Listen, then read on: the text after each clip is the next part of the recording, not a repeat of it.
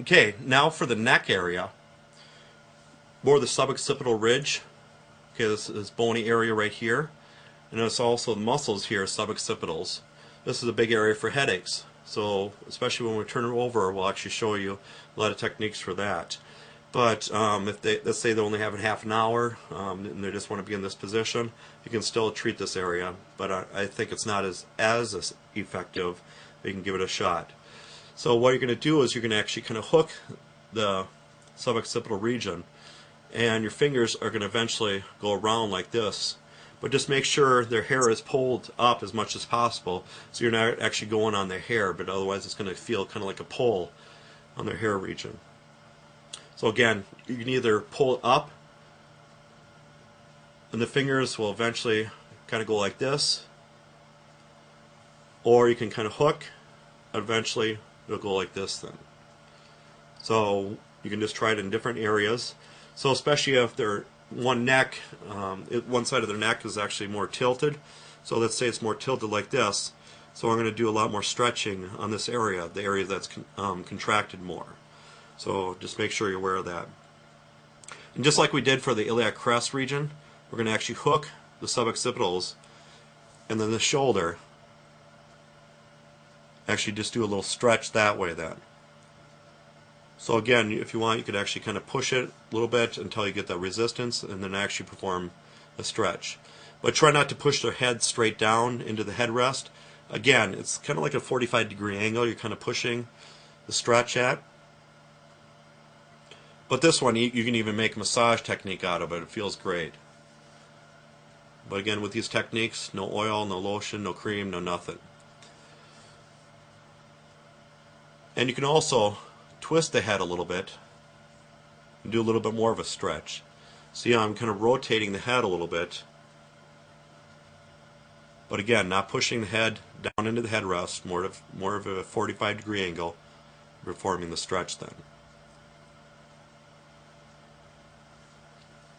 Then also, if you want the whole back area, so the upper back, mid back, you can actually hook the iliac for the neck area. What you're going to do is you're going to actually hook the suboccipitals, and this you're just going to go actually right straight down the spine region. But again, I'm not going to put any pressure on the spine, just to be safe.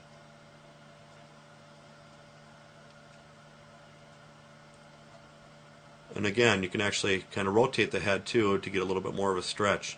So if the client isn't feeling it much, then you can actually rotate the head a little bit to get a little bit more.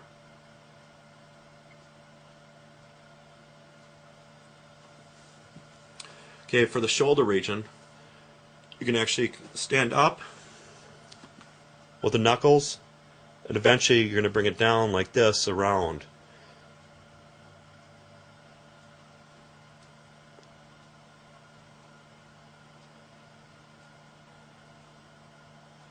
So again, it's eventually going to go down this way.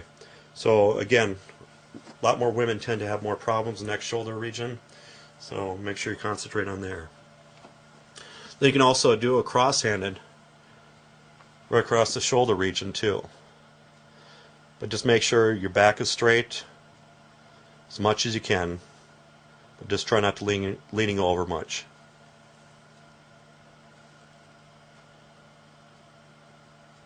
So again, you're going to hold that there for quite a while. But with this, you actually want to test it out and see if they can actually handle this too. So some people really love this kind of technique, other ones don't. So again, try it out on them first. And with the hair area, they say about 70% of the nervous system actually runs through it, but there's also a fascia around this region too. You can actually just kind of cup the hairline, just do a little stretch too. With my wife, sometimes when she has problems falling asleep, it sounds weird, but what we actually do is actually just kind of cup the hair and just give a little pull in different directions. So you can actually make more of a hair pull, and is actually considered the fascia stretch then too. And again, if you want a little bit more, do a little stretch, but explain to them what you're doing, because again, it looks kind of weird for you to actually pull their hair